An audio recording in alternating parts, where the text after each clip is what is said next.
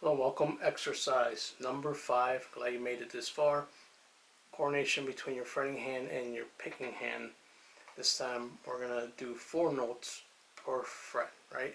So we're going to do very simple 1, 2, 3, and 4. We're just going to stay on this string, the top string number 6, and we're just going to do a downstroke 4 times.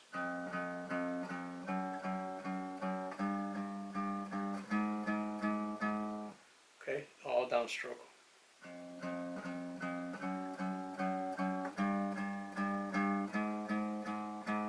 Okay, then when you do it the second time around, do downstroke and upstroke. Okay.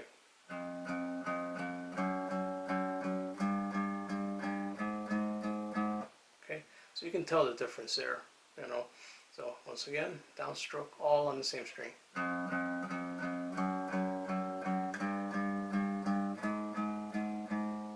Okay, so we practice that 5 to 10 minutes a day.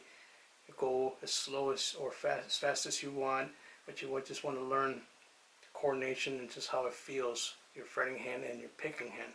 Okay, stick around for lesson number 6. It's a guitar exercise.